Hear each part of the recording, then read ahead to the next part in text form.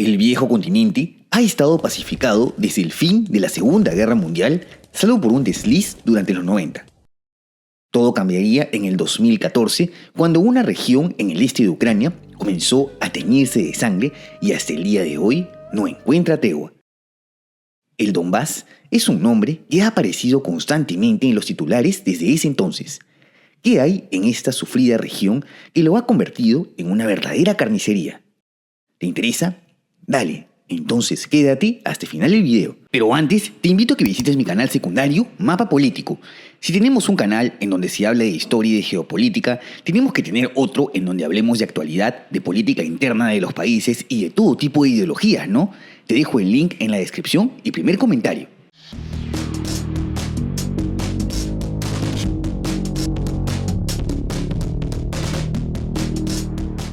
Para entender un poco el significado del Donbass, también llamado como Donbass, analicemos su etimología. Esta es una palabra compuesta que proviene de Donetsk, el río que dibuja la frontera occidental de la región, y de Basein, que en ruso significa cuenca o territorio drenado por dicho río. Es decir, que el Donbass significa literalmente la cuenca del río Donetsk, con tierras sumamente fértiles debido a la presencia de largos recursos hidrográficos, a los que se suman los abundantes recursos mineros como el carbón. Si hablamos de su división política, va a depender mucho de a quién se lo preguntes. Según Ucrania y la gran mayor parte de la comunidad internacional, el Donbass está dividido entre los óblasts de Donetsk y Lugansk, que deberían responder ante el gobierno de Kiev. Según rusos y la población prorrusa del país, ambas entidades territoriales proclamaron su independencia en el 2014, convertidas en las repúblicas populares de Donetsk y Lugansk, las cuales carecieron de reconocimiento internacional. Desde septiembre del 2022, luego de unos referéndums cuya legitimidad fue cuestionada, ambas regiones, además de los óblasts ucranianos de Jersón y Zaporilla, se anexaron a la Federación Rusa.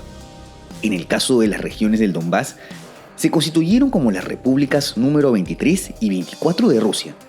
Es decir, que cuentan con su propia constitución, pero que forman parte de la Federación Rusa. Con la actual guerra que se vive desde el 2022, de las que hablaremos más a detalle en breve, el control de ambas repúblicas rusas u óblasts ucranianos se mantiene en disputa. Mientras que Rusia controla casi la totalidad de Lugansk, Ucrania aún retiene un 40% de Donetsk. Así que todavía no tenemos una delimitación definitiva hasta que acabe la guerra.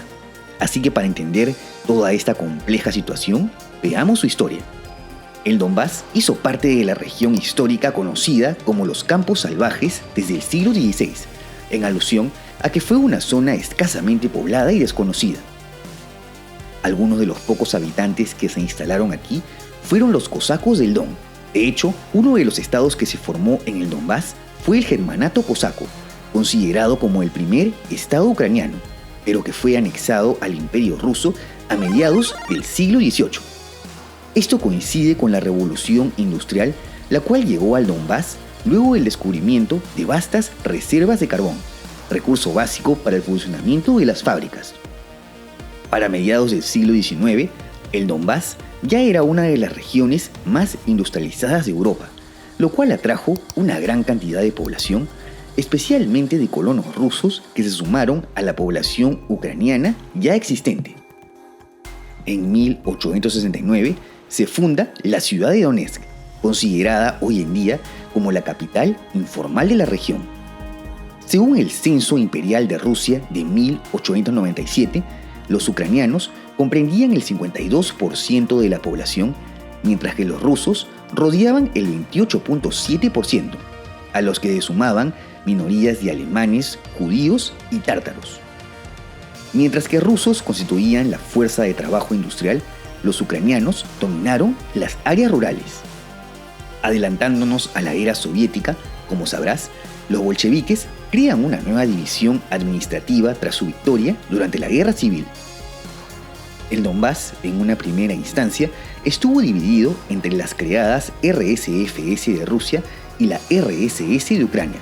Esto sería el preludio del conocido Holodomor, una gran hambruna en Ucrania que se llevó la vida de hasta 4 millones de personas, lo cual trajo cambios demográficos considerables en el Donbass.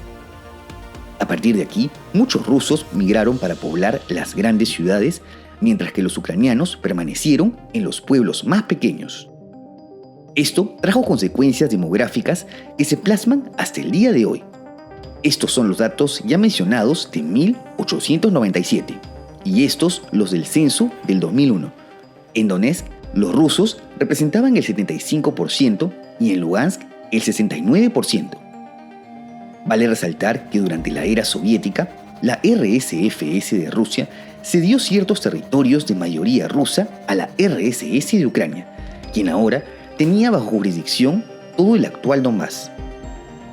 Esta nueva composición no impidió que durante el referéndum de 1991 sobre la independencia de Ucrania, más del 80% de la población en ambos territorios apoyaran la soberanía con respecto a la URSS. Los problemas comenzaron desde la década de los 2000, cuando llegan al poder presidentes de corte europeísta, que se alejaban de Rusia. Como sabrás, el año clave es 2014, cuando ocurre el conocido Euromaidán, una serie de manifestaciones que consiguen su objetivo de derrocar al presidente prorruso Viktor Yanukovych. Esto generó una reacción plasmada en las protestas prorrusas, especialmente en la región del Donbass de mayoría rusófona. Como ya se mencionó, además de la conocida anexión rusa de Crimea, se da la proclamación de las repúblicas populares de Donetsk y Lugansk tras unos referéndums, las cuales tuvieron el apoyo de Rusia. Respuesta del gobierno ucraniano: enviar tropas, con lo que se inicia la guerra del Donbass. Es decir, la primera fase de la guerra ruso-ucraniana que se dio exclusivamente en esta región. Los enfrentamientos culminan con un alto al fuego en febrero del 2015, con ciertos avances prorrusos en ambas regiones y un estimado de 14.000 muertos entre civiles y combatientes de ambos bandos. Las negociaciones de paz se dieron en los acuerdos de Minsk, en los que se imponían una serie de condiciones que durante los años subsiguientes fueron violados por ambas partes. Y es que las tensiones entre Rusia y una Ucrania gobernada por una cúpula política con tendencia pro-europeísta nunca dejaron de aumentar desde ese entonces, especialmente tras la intromisión de Estados Unidos y de la Unión Europea, que acusaban a Rusia de ser la responsable de incentivar los deseos separatistas.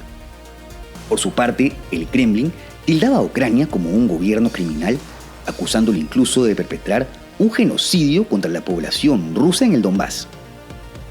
Después de todo, Vladimir Putin seguía por la doctrina Karaganov, la cual sostiene que el gobierno de Moscú debe encargarse de proteger a todos los rusos étnicos fuera de las fronteras del país.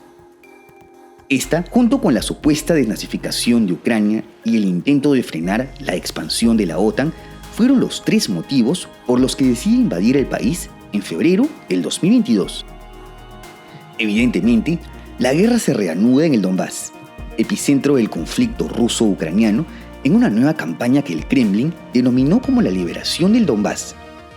A diferencia de la primera fase, en donde Rusia solo envió armamento y asesoramiento militar, en la segunda, las mismas fuerzas armadas rusas, así como los mercenarios del grupo Wagner, intervinieron para combatir contra el ejército ucraniano. Desde ese entonces, los rusos han conseguido avanzar hasta alcanzar casi la totalidad de Lugansk y más del 50% del territorio de Donetsk, incluidas ambas capitales regionales. Entre sus principales victorias se encuentran las batallas de Mariupol, Soledar y Bakhmut. De más está decir que este frente es de lejos el más exitoso para Rusia debido al sustento popular que tiene en estas regiones de mayoría prorrusa y que, según los referéndums de septiembre del 2023, ya se autoproclaman como parte integral del territorio ruso. Como ves, de cara a ambos gobiernos, la guerra en el Donbass es una lucha por ideales como la autodeterminación, la libertad, la soberanía y el nacionalismo. ¿Creemos entonces en los discursos de los políticos cargados de palabras que romantizan la matanza de miles de personas y la destrucción de ciudades? Antes de eso, hagamos un último análisis, esta vez económico. Como ya se mencionó, por su condición de cuenca, el Donbass es una región bastante apropiada para la agricultura. Pero además de esto, también es una zona altamente industrializada con importantes recursos mineros y metalúrgicos. Algunos de los más importantes son la antracita y la hulla. También encontramos importantes reservas de gas de lutita, por lo que el gobierno ucraniano llegó a un acuerdo con la multinacional Shell para la explotación de este recurso. ¿Intereses de Occidente a la vista? Antes del inicio de la guerra del 2014, las exploraciones de los recursos producidos en Donetsk y Lugansk representaban el 30% de las exportaciones ucranianas.